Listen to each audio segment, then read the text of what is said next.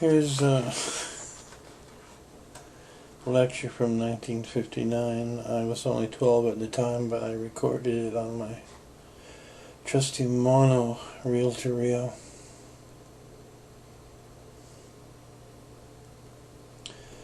Now, we're getting our house pretty well in order. We are. I mean, you don't ordinarily see the order that has come about in spirituality, or the broadness of it spread throughout the world, but we are practically the only empire the world has got right now. That's quite remarkable, and I say that with all seriousness. It's not that we are the head of an empire and all that sort of thing. We are. But the point is definitely and completely made that today we have nations contracting, not expanding. We have movements contracting, not expanding. People are less and less able to reach each other. At the same time that we are reaching out to them, we see less and less reach. Now, I don't mean to compare anything that we're doing to any political movement such as communism, but communism is a contracting thing right now. It's not gaining, it's losing. Poor Russia. It's very sad. But do you know why they wanted to divide up Berlin recently? They couldn't control East Germany anymore. A defeated country was throwing them out. I don't think it had anything to do with our own propaganda that we were putting out into Germany, which was that communism was an old German idea which had been dropped by the Germans 100 years ago. I don't think that had much to do with it. But the point is that most of these movements are contracting. Now there's one thing that is expanding, and that's American industry. And you're starting to see more and more American industry abroad, in spite of the government. I mean that. I'm not even making a crack. The one thing a government in modern times says is, you must not produce.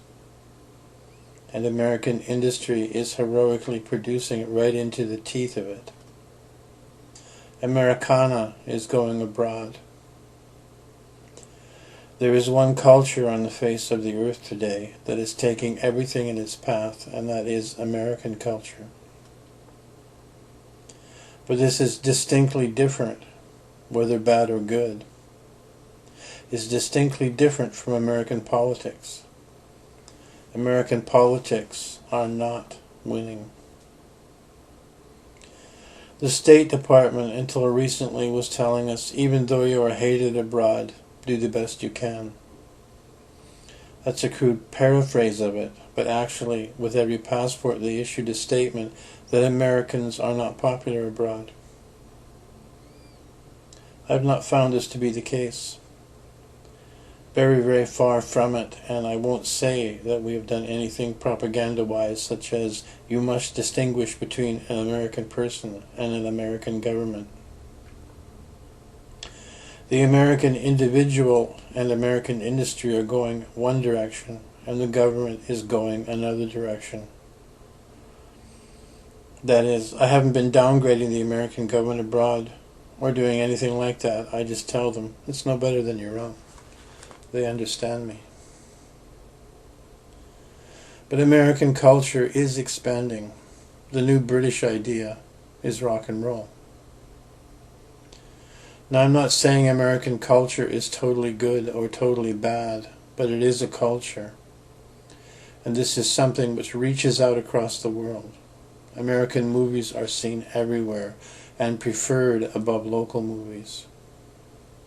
You see Americans selling ideas, American advertising ideas, American industrial and merchandising ideas are seen more and more throughout the world.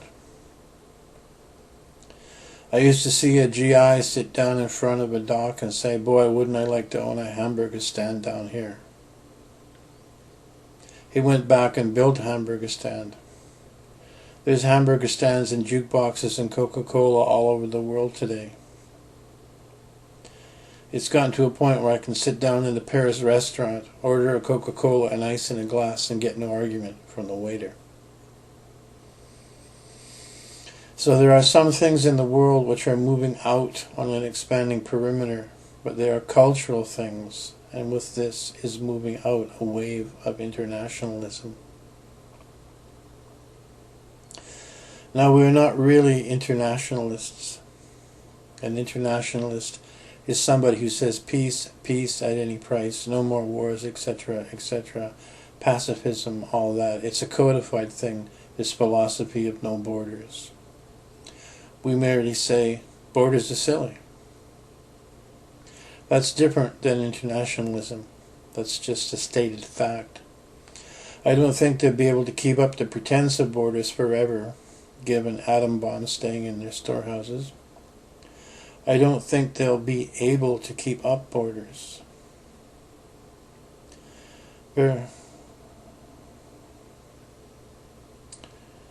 So we're seeing the progress of culture, seeing the progress of ideas, the progress of modern scientific production, the progress of new truths, cultural truths, but we aren't really seeing the expansion of any organizations to amount to anything except spirituality.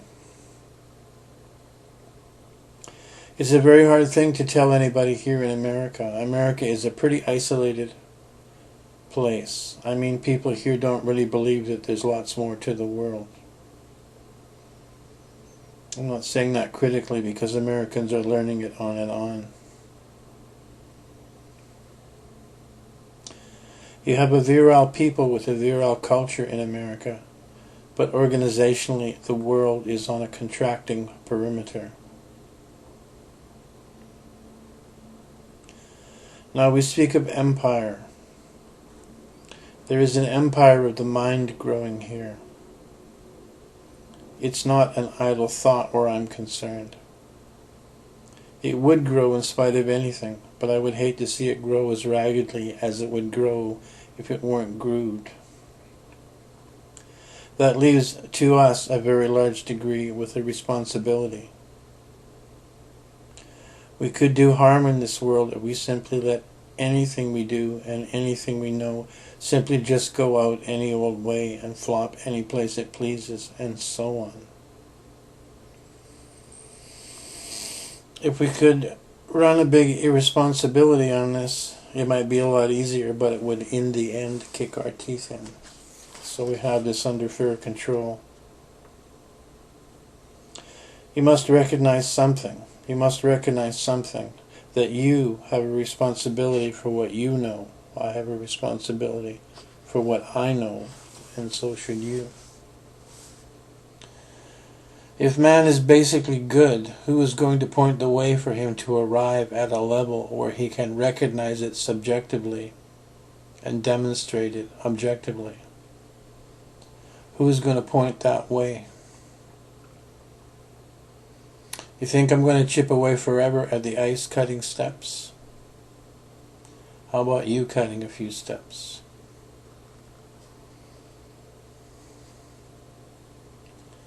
One of the basic things that we face, all of us, is a new adjustment.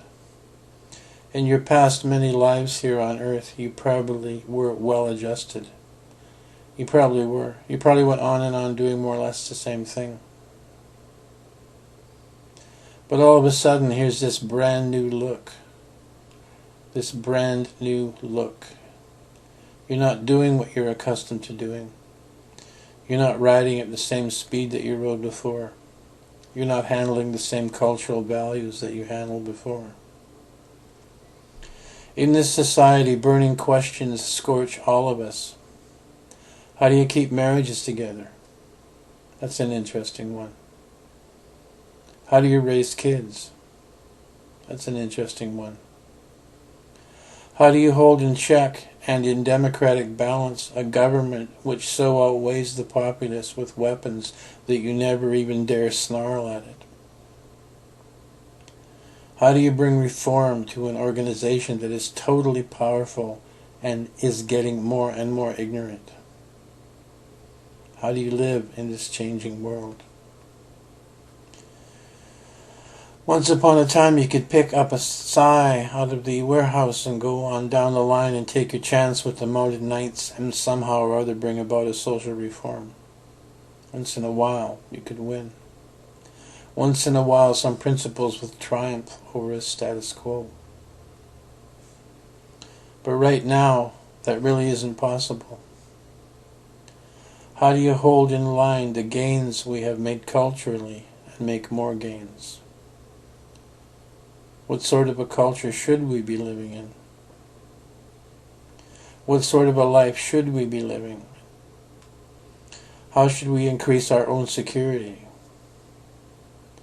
How should we make things more successful, if anything easier, better, and more secure?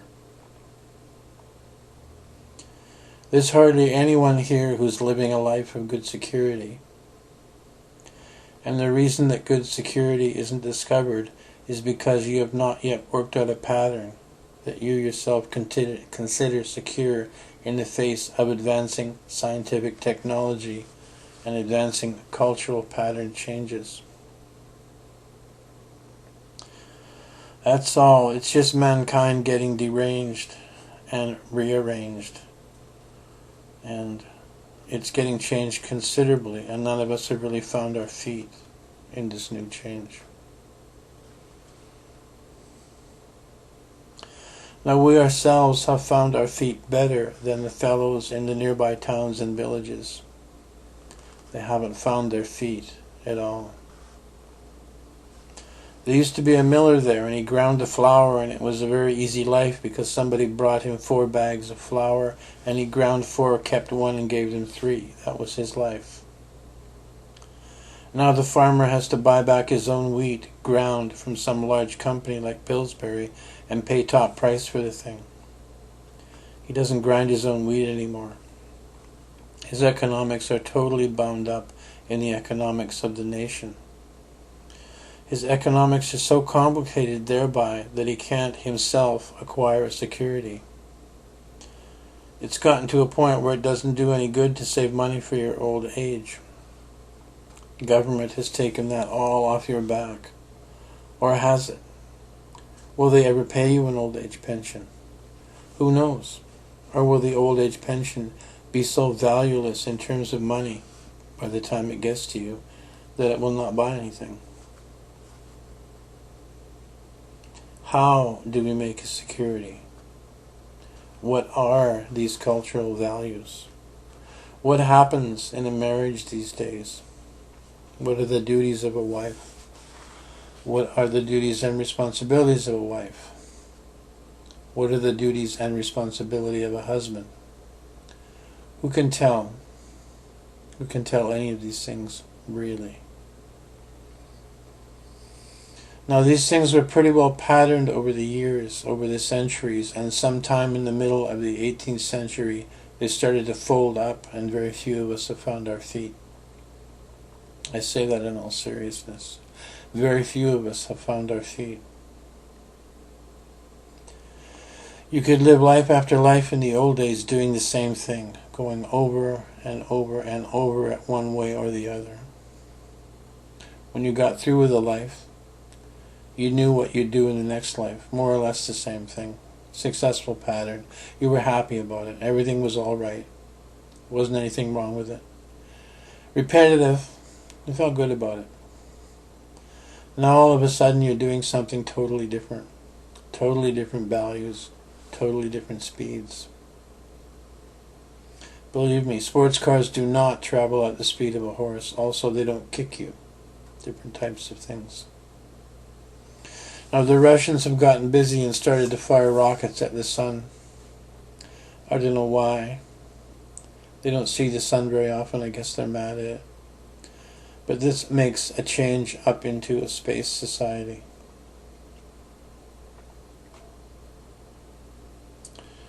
I'll tell you something about spirituality. They'll never make it into space without it. In old days, way back, when man was going into space, he did it with hypnotism, electronic implantation, heavy duress, and he folded up.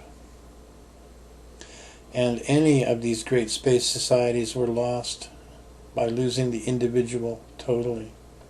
They lost him utterly, and so they lost his initiative, and so they lost anything else that was good about man, and they became criminal societies. I remember a revolution took place long time ago. Silliest revolution you ever heard of. The population was revolting for the privilege of being governed. And the hierarchy that had to do with most commerce, distribution, travel, transportation, communication, these things refused to govern the populace. They said, why should we govern the populace? It's just a lot of trouble. We're making it all right. And the populace revolted for the privilege of being governed. That's certainly pretty different from what they have got today. The populace revolts in the direction of less government, or more liberal government. Well, in those days they wanted tighter government. Pretty weird. But most space societies go this way. We're in a space age, and the age is being built at the sacrifice of the individual. We alone on Earth today are those who can preserve the individual. We're totally alone in this. There are several committees like civil rights and that sort of thing, and they try to fight against this incursion on an individual liberty. They try to enforce the Constitution, do things like that, and they're very sincere, and they're working at it very hard. But for every bit of pressure that they can exert, or every power they can develop, somebody's developing some new weapon, some new high-speed missile, something new that overreaches again man's own individual power. It's quite an interesting view.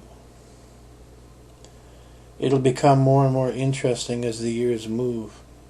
But when you begin to sacrifice one thing, the individual, for the good of society, as has already happened here on Earth, Russia did it, other nations are following suit.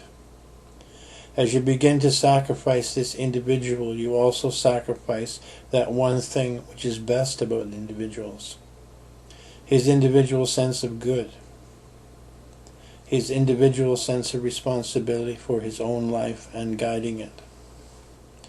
Now when that individual no longer feels that he's responsible for his own life, when he's totally cared for by the state, when he's born in some sort of nursery and he gets put on board of a spaceship or something of that sort, or in an army and his indoctrination consists of some hypnotic mumbo-jumbo, that's the way it is. You've lost one thing. You've lost leadership.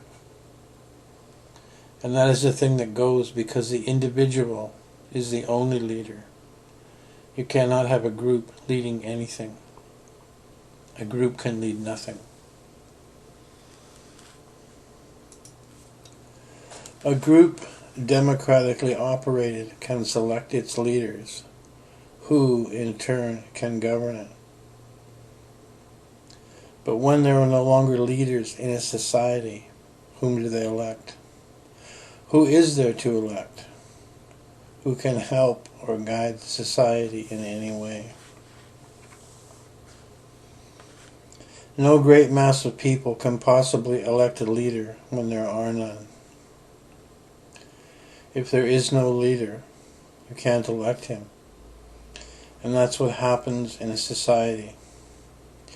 Individual liberty, individual worth, individual beingness, understanding goes down in front of the tremendous onslaught of modern scientific improvement. Gadgets and guns, dependence upon the state. All of these things wipe out the individual. So, therefore, in these societies, the thing that suffers is leadership. And where you do not have adequate and responsible leadership, you don't have a society. You have a criminal element. All criminality is the abandonment of all responsibility. It doesn't matter what they do because they can't do anything. What about a society where no leader can be found who can do anything about anything? He goes and plays golf. He doesn't do anything. Apathy, apathy, apathy. He doesn't know what else to do, so he kills off a few more 100,000 peasants. There was a criminal leader. Hitler, worse than Stalin, had it all made. He had the world in the palm of his hand. German chemistry, science, and industry had risen to such a point that Herr Hitler only had to keep calm, a stable government going, and German chemistry and industry would have all but taken the world. He was in a wonderful position. And what did he do? He declared war. Why? He couldn't win. Why couldn't he win? Because he couldn't be responsible for his own state. Millions of human beings died because of that man, and he was not a leader. He was a criminal. And how does a criminal get born and raised? He can only exist where no beingness is granted to the individual, where personal worth is gone. When everybody thinks he's a dog, he'll elect a dog. So what happens in a space society? Oh yes, we have much fancier and fancier ways to implant people. We have fancier ways to shoot dogs and Sputniks and Christmas messages into outer space. We have gadgets and keyboards and countdowns and cracked space helmets. Who is there with enough responsibility to say what is to be done with these things? Or does it all get into some huge Frankenstein monster that somebody has started and nobody can control? Is that the way they go? Does it become some huge beast that goes tromping through the society, crushing everything under its leaden feet? Is that the way it is? Is that what we're going to have again? And I say again very advisedly. If you don't have a good reality on past lives, you'll be sitting there and you'll have a funny feeling that it's all over. And I have a picture here of a town under a dome, and boom, there it went. Well, that was the end of that planet. What did you do then? Somebody blew up his planet with atomic bombs and spaceships and so forth. What did you do then? And you as a spirit would drift off someplace because there wasn't anybody left that you could contact anymore. And you were alone for a very, very long time. And you started to build up again from scratch. And maybe the first trick you learned after that, after you'd forgotten a lot of your technology, was to rub a couple of sticks together and make a fire. So you started all over again. There's nothing wrong with that, but there's a lot wrong with damaging and deteriorating the security of every individual on Earth. There's a lot wrong with that. That itself is a criminal action. What assurance do we have right now that the two greatest nations on Earth will not blow each other up in the next 24 hours? Not a week ago, one of these nations, Russia, was claiming that it was going to declare war and bathe the West in flames. Because what? Because nobody would abandon Berlin, which they could no longer govern? This is responsible action. No, this is the action of a criminal, and that criminal is born when the individual dies, when the individual no longer has worth, when he no longer has freedom of action, when he can no longer think, when he can no longer lead, when he's crushed into some sort of a morass. His number is 4680-2. Societies of that character don't like individuals. I remember a famous story called He Didn't Like Soup. And this individual, who is an individual, gets raised up amongst a bunch of space jockeys. And he gets into their midst, and the soup comes along on an assembly line, and each one of them, of course, takes off their plate of soup like that. And this plate of soup that appears in front of him goes on down the assembly belt, gets into the works and gears at the end of the assembly belt. Nothing like this has ever happened before, so they don't even have a fuse on the thing. And it flashes back and closes out the power plant of the building. And because that power plant goes, there's no way to stop the atomic fission on the main power plant, and it blows up the whole town. And they asked this fellow why he did it, and he said, I didn't like soup.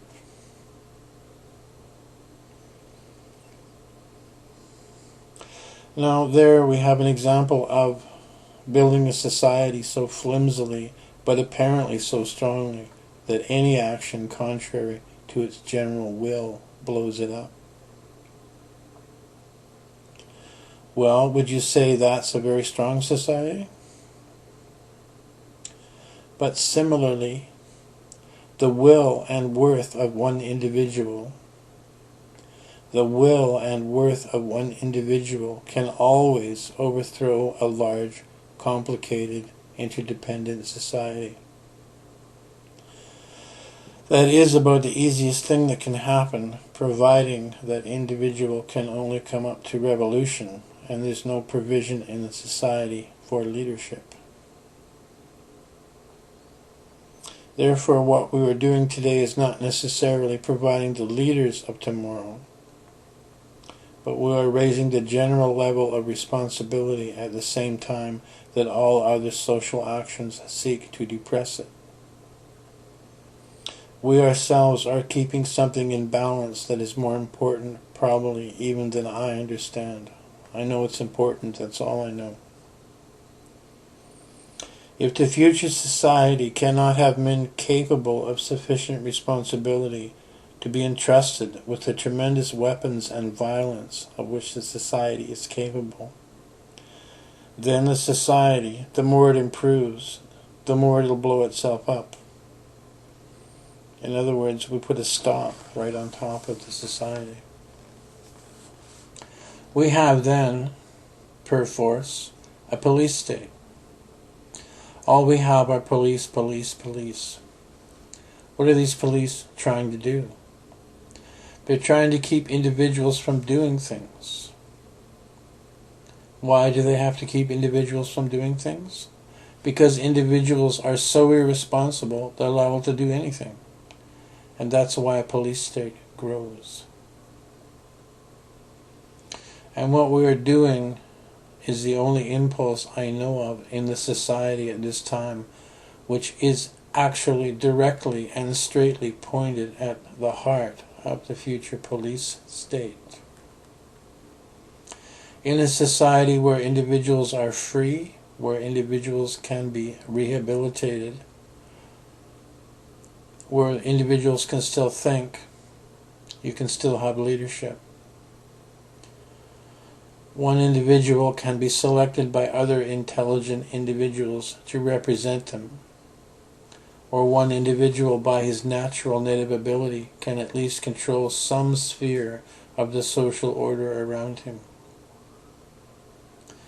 And unless this social order is controlled, unless there is a sphere that a person can bring order to, you have nothing but chaos. And all this beautifully planned advance will wind up in chaos unless we do our job.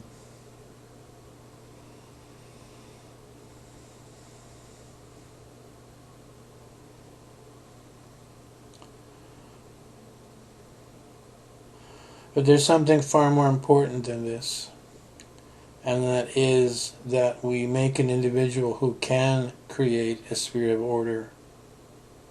He can control or bring order to a larger perimeter.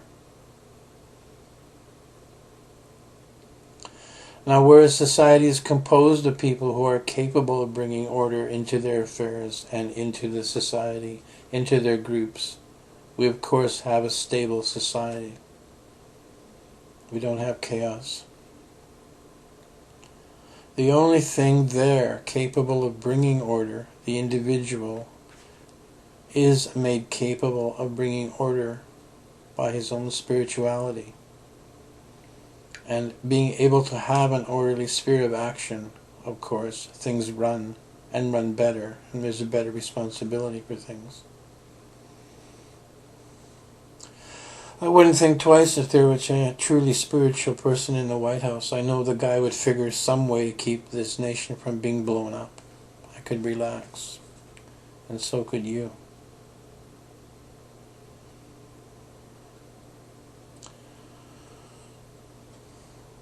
I'm not saying that we should run down to Washington and grab all these politicians and fix them up at once. It would be a good idea, but it isn't very feasible. We're running a parallel plan to this. We're considering that the modern society will more or less pitch on its silly head sooner or later for lack of individuals. And we just want to make sure that there are some around capable of straightening things out. That's the least we're asking for, and the least we're hoping for.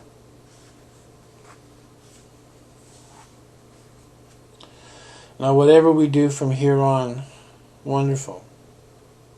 To lay down a big plan here and to say this is the organization, and this is what we're going to do, and our steps are 1, 2, 3, 4, 5.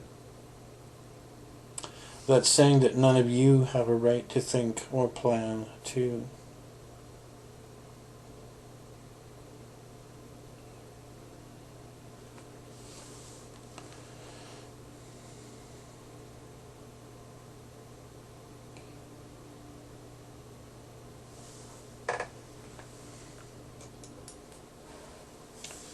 If you had a few spiritual people in a town, what happens to the town?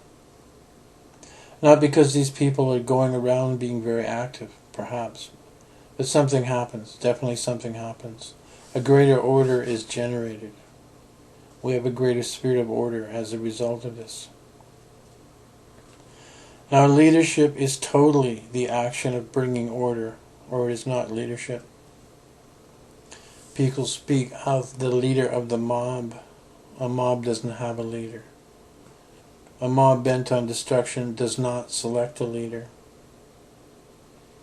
It selects someone they can push around, always providing that he will kill them. This is an unhappy fact about mobs. I don't speak idly. This is technical truth. The destructive mob, or any large mob, if called upon to elect somebody, normally elects somebody they can push around, but who will destroy them. As an example, elected company officers in the American War between the states, the first officers, they wouldn't even elect West Pointers in the Southern Army. They'd elect some politician sort of type of guy who would immediately lead them straight in through the wrong ravine at the wrong point of attack. After a while, why some of the survivor types survived, and when they came to elect officers, why it was a different election. Most of the guys who wanted to be killed had by that time been killed. Now here we have this impulse of man toward destruction, unless he has responsible and reliable leadership. Unless he can turn in his own affairs towards areas that are being led. You get the idea? If he wants to do banking, he turns to a bank where they are doing banking, not to a modern American bank. You see, modern American banks don't do banking. I don't know what they do, but they don't do banking. Banking is the process of loaning and collecting and handling and passing on currency.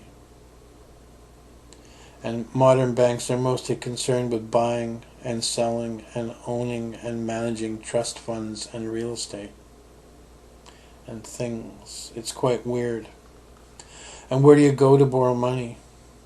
Lord knows. If you want some money, you go down to the bank and they look at you blankly and say, "What are you doing here?"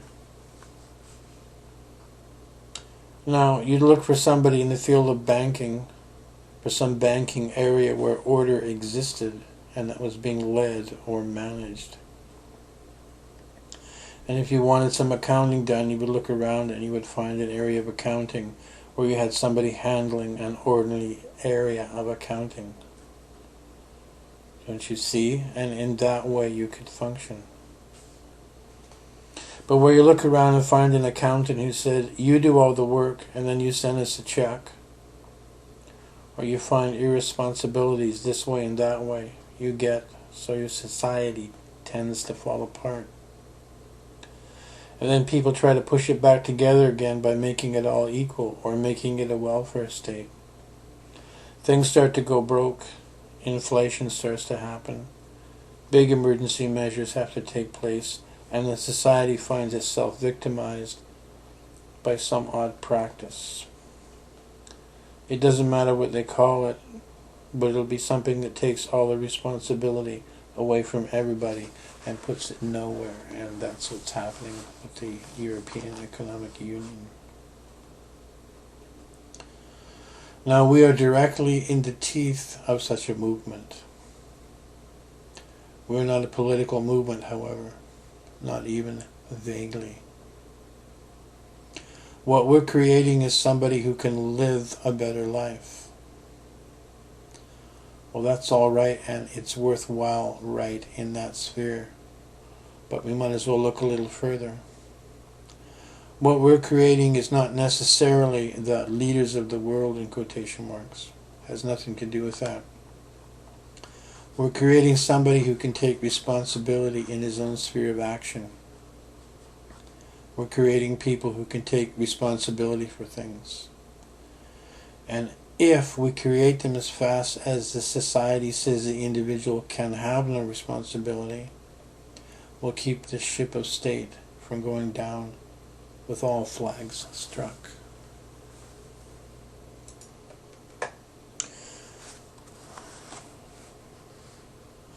And the individual who will take responsibility generally does, and he keeps things rolling.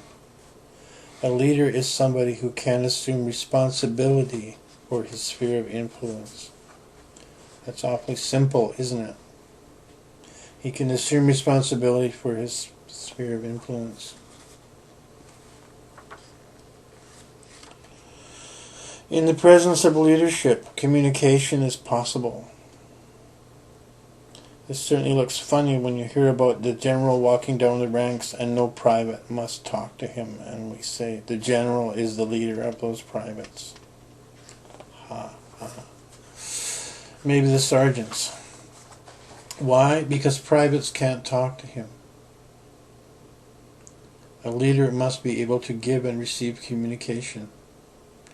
It's very simple, isn't it? Give and receive communication. Of course, that's within his ability to have time enough to hear everything that is said to him, but nevertheless, he can hear quite a bit. And he certainly must have that ability to communicate. And furthermore, he must have the ability to have affinity for the people he's leading. And he must be able to inspire some affinity in them. And the goals and things he stands for must be quite real. They must be real. And they must be to some degree obtainable. The agreement has to be fairly good on these goals. And in addition to that, he must be capable of a reality on the plight of the people he is trying to lead. What is their reality? And recognizing their reality clearly, he need not necessarily fall into it at all. One of the great empires of all time had a fellow named Suleiman the Magnificent in charge of the Turkish Empire in the early part of the 16th century. He shattered the Turkish Empire, actually. He had one great fault. He never did appoint any task within human possibility. He got a lot done, but he shattered the whole thing. In other words, he never took a look at or got a reality on what people could really do, and therefore he fell away from being a leader of that particular nation.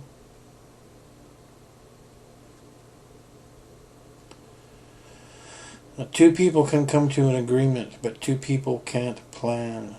Let me clue you, they can't do it. Got to be somebody in the final analysis who makes the last decision. Otherwise that decision is never made, and all activities undertaken are flimsy for that one reason. Somebody has got to make the last decision. Every schoolroom needs a leader of some kind or another. And we're going to look here in the very near future at some leadership. It's an interim condition. It's not a final condition. It's just an interim condition.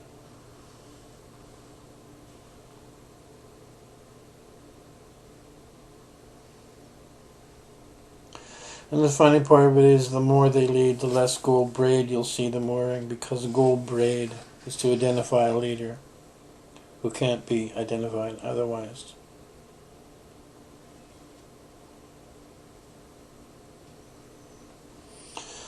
Now as we look at this, we look at our next step up the line. Our next step up the line will be influencing spheres of action intentionally or unintentionally.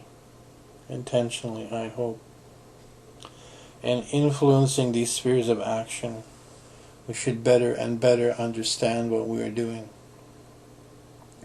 People start turning to us for some idea of what to do, or where to go, or what to say. It's alright to keep saying, well, you make up your mind. It's alright to say, well, you have self-determinism. Why don't you make your mind up about it? That's alright. Sooner or later, to get the show on the road, you're going to have to say, and the more you get into this, the more you're willing to say black, white, yes, no.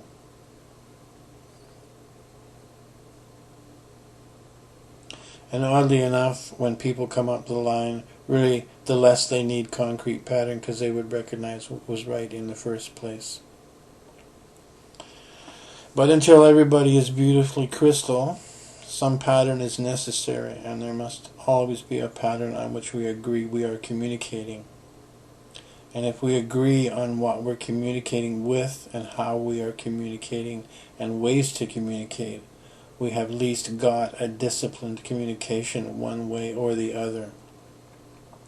And communication can't just spatter all over the place. It's got to go to something and come from somewhere. And therefore we really face an interim period, and if we're going to get the show on the road at all, just by reason of what we know, we have to take a little wider responsibility in this earth today, a little more responsibility for the craziness of our fellows, a little more responsibility for the state of order in our immediate vicinities. And if we do that, we can win. I want us to win. I think we can. It doesn't seem to me to be a very difficult job. It's a job you're already well embarked upon. To a marked degree, you were already quite familiar with this, but maybe you were looking at it intellectually for the first time.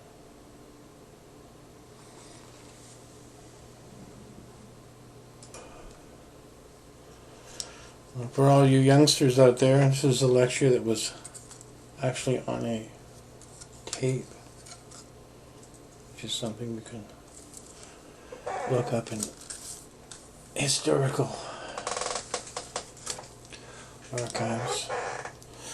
The reason I put this out is I get a lot of emails from people saying they tried to disseminate to their friends and got nowhere. And appended to this information, I luckily stumbled across a piece of data. When you tell somebody that you have the answer to what's going on, the strange flashback you get is actually some of their confusion blowing off because you have offered to end their confusion. So no matter how strange it is, pay no attention to it because it's just confusion blowing off in their universe. So the next step along then is you don't talk to them about the Illuminati or flying saucers or bases on Mars or immortality. You ask them if they think there's an area in their life or your life or the world to which they could add or create a little more order. And that is the entrance point to a discussion, and you may get more confusion blowing off. So don't let the content of that confusion dissuade you. It could be anything from vague ramblings to an out-and-out verbal or physical attack, but you have a being there with a cloud of lies around them that have been impacted around them for trillions of years, and you're the first person who's coming along saying, you know, this doesn't have to be that way, and you're going to get rah! So to all those who wrote me and said I can't get anywhere with all my friends and relatives, yeah, that's why. And the entrance point is to find something that they think a little more ordered could be added to, which thereby makes you a leader, the leader. And nothing's too small to start. Even cleaning up a room or taking a library book back, anything. So I found this piece of technology. I remember this lecture. They do go together. Anyone who's expressed concerns like this, you are automatically elected a leader because you're awake enough to see what's going on and concerned enough to try to do something about it. So I'm putting this out as tools to make you more effective